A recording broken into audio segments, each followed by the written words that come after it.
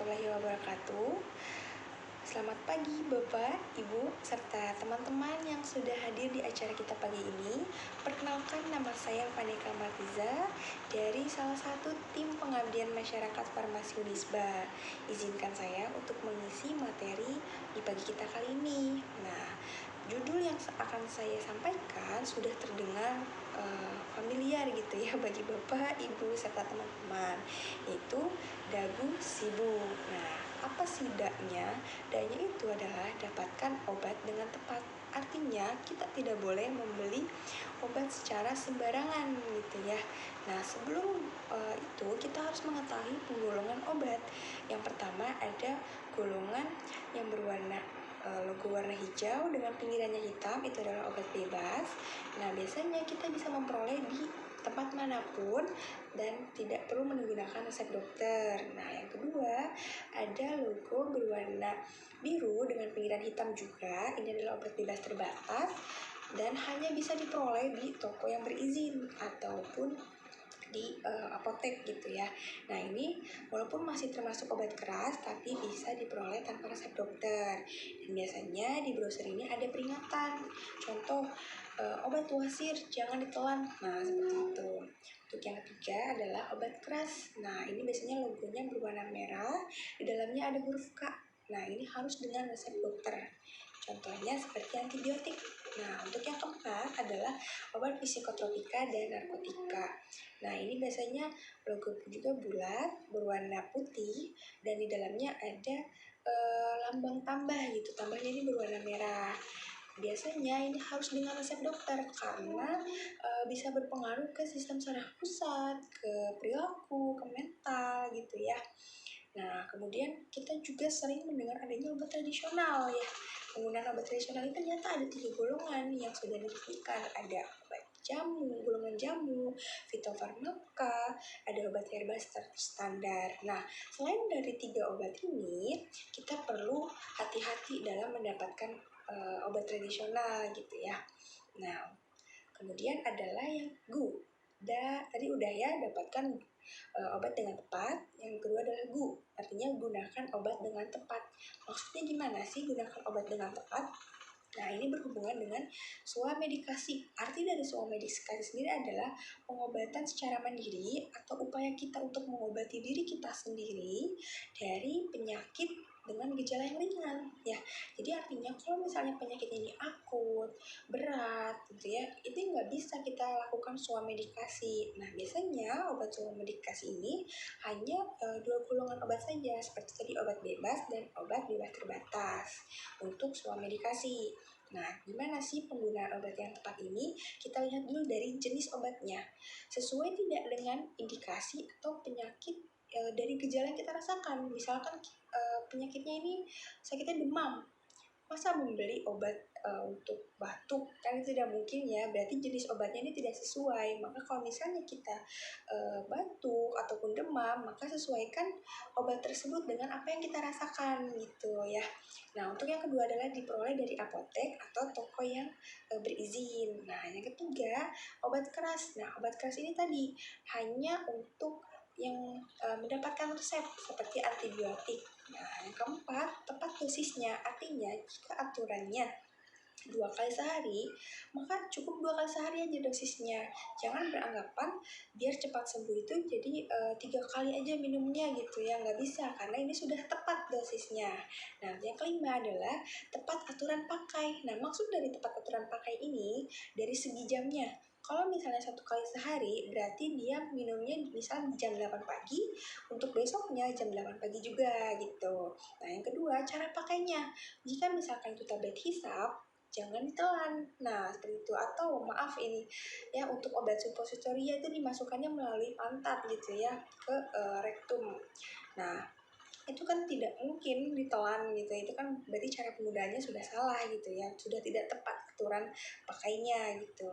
Nah, jadi walaupun obat itu sebagus apapun atau bahkan harganya itu mahal gitu ya, itu tidak akan berefek sama sekali, bahkan sedikit gitu ya, terhadap tubuh kita gitu. Itu tidak akan berefek. Makanya harus disesuaikan cara penggunaannya bagaimana. Kemudian, jika misalkan kita mendapatkan obat, ada saran nih. Kalian pasti ingat gitu ya. Ada 5O. Apa sih 5O ini?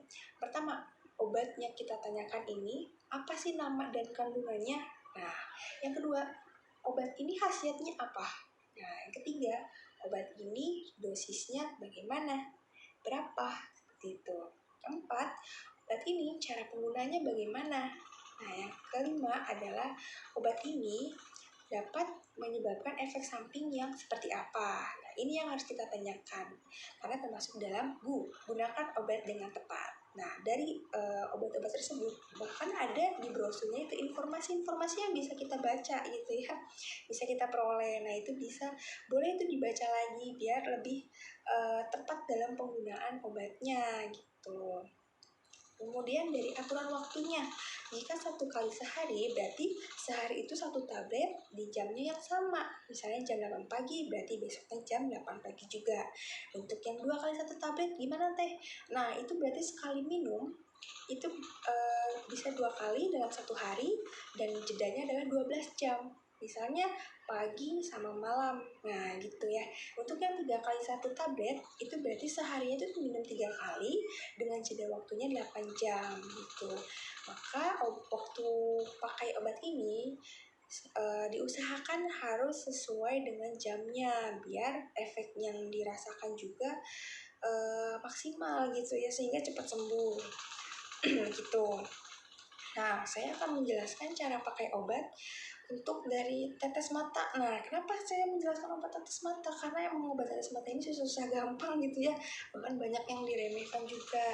Nah, pertama, kita ini harus cek dulu nih. Obat tetes mata ini tanggal kadaluarsanya kapan? Nah, untuk yang kedua kita cuci tangan dulu dengan sabun dan air. Nah, yang ketiga kita buka tutup botol tetes matanya dan jangan sampai tersentuh bagian atasnya. Ya, nah, kemudian kita dongakkan kepala, kemudian tarik kelopak matanya sampai terlihat ada cekungan, baru diteteskan. Nah, diteteskannya itu bagaimana? Harus sesuai dengan aturan tadi ya, berapa tetes, terus tiap berapa jam sekali gitu mungkin ya. Nah, baru sudah diteteskan, ditutup matanya 2-3 menit, kemudian ditekan-tekan di bagian sini, ya, di bagian dekat hidung, ujung mata dekat hidung dan tidak perlu berkedip. Nah, setelah itu baru ditutup lagi obat tetes matanya dan hati-hati jangan sampai ujung dari obat tetes mata ini tersentuh sama tangan kita. Nah, setelah ditutup baru kita cuci tangan lagi. Begitu ya cara penggunaan obatnya biar lebih tepat untuk obat tetes mata ya. Yang ketiga adalah simpan obat dengan tepat. Artinya, bagaimana sih cara menyimpan obat ini? Nah, yang pertama pastinya di tempat yang kering, kemudian terhindar dari sinar matahari langsung. Kemudian perhatikan suhunya, apakah di suhu yang sejuk ataukah di suhu yang dingin. Kalau misalnya suhu yang dingin, seperti obat suppositoria, berarti ditaruhnya di lemari pendingin atau disebut juga dengan kulkas gitu ya.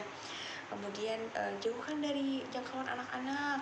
Kemudian simpan obat ini kalau bisa dalam kemasan aslinya biar kita mudah untuk menelaah informasi secara berulang gitu. Kemudian yang terakhir adalah cara membuang obat. Bu, artinya cara membuang obatnya dengan tepat itu bagaimana? Jika obat itu padat seperti tablet, kapsul, itu sebaiknya dibuka dulu kemasannya, keluarkan isi tabletnya, kemudian dihancurkan baru dibuang. Entah itu dikubur dalam tanah ataupun dibuat ke tempat sampah. Nah, untuk yang sirup bagaimana? Itu keluarkan saja isi sirupnya dibuang ke saluran pembuangan air gitu ya. Jadi jangan asal buang aja karena takutnya ada oknum yang menyalahgunakan obat itu. Nah, untuk pembuangan obat ini tentunya ada kriterianya. Yang pertama dari kadaluarsanya. Nah, yang kedua adalah rusak. Nah, rusaknya itu bisa karena panas, bisa karena sinar matahari langsung, ataupun kerusakan fisik. Kerusakan fisik ini berarti obatnya sudah tidak, misalnya tablet, tapi sudah tidak terlihat seperti tablet karena ada yang kekelupas gitu ya. Nah, itu bisa disebut dengan kerusakan fisik. Nah, untuk dari pembuangan antibiotik ini khusus, nah sebaiknya dibiarkan saja di dalam tetap berada dalam kemasan aslinya, karena ini tuh fungsinya untuk mencegah resistensi ataupun ketahanan si kuman ini di lingkungan begitu. Karena kuman juga ternyata bisa beradaptasi dari obat. Kalau misalnya sudah bisa beradaptasi, maka obat yang kita minum itu tidak akan berefek gitu ya. Nah, seperti itu cara pembuangannya, perlu diperhatikan itu juga. Nah, sekian materi yang dapat saya sampaikan. Mohon maaf atas kesalahan yang saya perbuat baik lisan maupun perbuatan. Terima kasih atas perhatiannya. Wassalamualaikum warahmatullahi wabarakatuh.